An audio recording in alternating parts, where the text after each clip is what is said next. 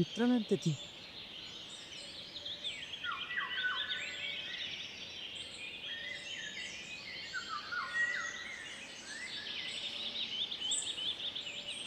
ആ shoe okay.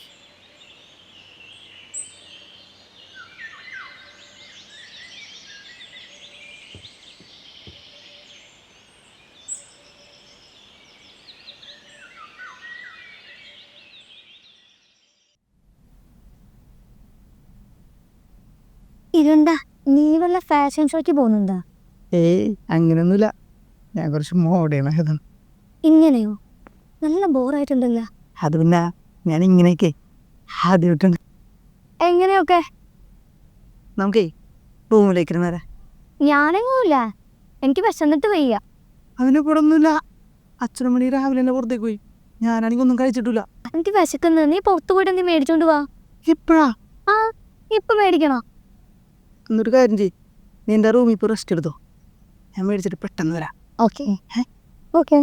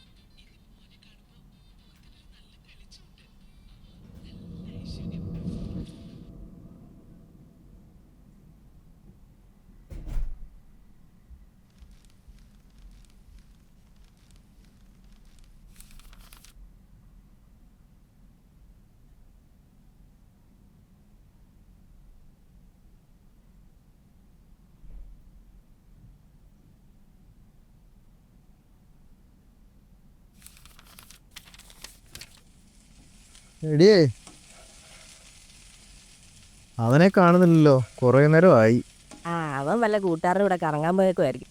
കുറച്ച് കറക്കമൊക്കെ കൂടുന്നുണ്ട് ഇപ്പൊ. അതെങ്ങനെയാ? കുലസ്ത്രീയാന്ന് പറഞ്ഞ് നടന്നാ പോരാ, മക്കളെ നന്നായിട്ട് നോക്കാനും പഠിക്കണം. എന്തായാലും കഴിഞ്ഞ ദിവസം പെണ്ണ് കാണാൻ പോയപ്പോ കണ്ട പെണ്ണിനെ അവന് ഇഷ്ടപ്പെട്ടു.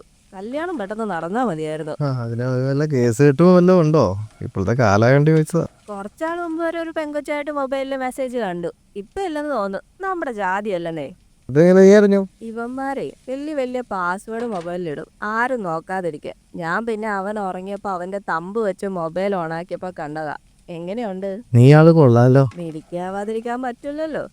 പണ്ട് നിങ്ങൾ എന്നെ കാണാൻ മതലയാടി വന്നോണ്ടിരിക്കുന്ന സമയത്ത് നിങ്ങൾ എന്നെ പറ്റിക്കൂന്ന് ഉറപ്പായപ്പോ നാട്ടുകാരെ കൊണ്ട് പിടിപ്പിച്ചത് ഞാൻ തന്നെയാ. അതൊരു വല്ലാത്ത പിടിപ്പീരായിപ്പോയി.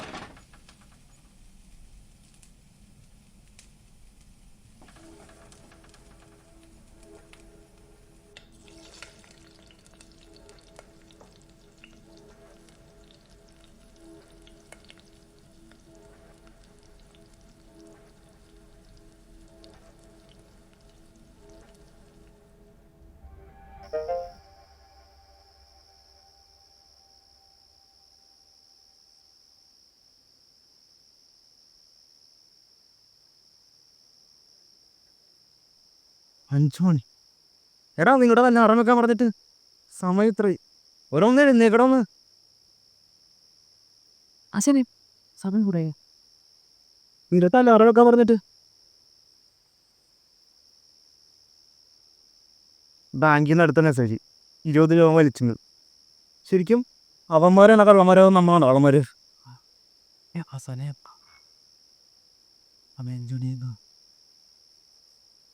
ഏതെങ്കിലും ജോഗിങ് പോകുന്ന വീടുകളുണ്ട് അവിടെ പോയി കയറാം.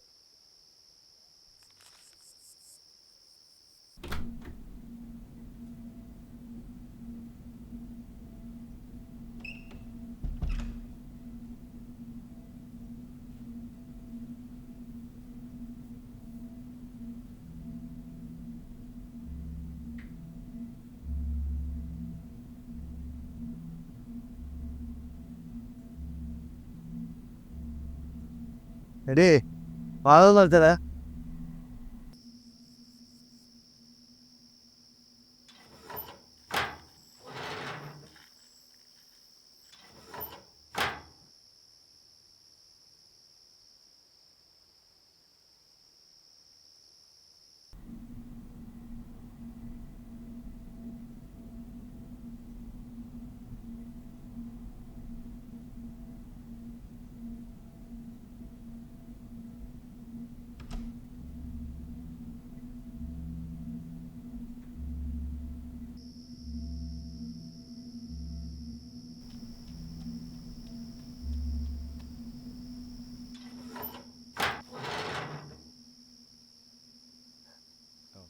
അമ്മാവൻ്റെ ജോഗിങ് കൊള്ളാട്ടോ. ഇത് പക്ക അവിഹിതമാണ്. അത് നിനക്കെങ്ങനെ മനസ്സിലായി? അയാളുടെ ഭാര്യയും മകളായിരുന്നെങ്കിൽ ഒരുമിച്ച് പോയേനെ. കാമുകൻ്റെ കൂടെ ഒളിച്ചോടി പോകാനാണെങ്കിൽ കാമുകന് ബൈക്കുണ്ട്, അതാണെങ്കിൽ പുറത്തും. ഇതിപ്പോ നീ ആളൊരു സംഭവം തന്നെ. നമ്മളൊക്കെ മലയാളികളല്ലേ, എങ്ങനെയൊക്കെ ചിന്തിച്ചില്ലെങ്കിൽ മോശം.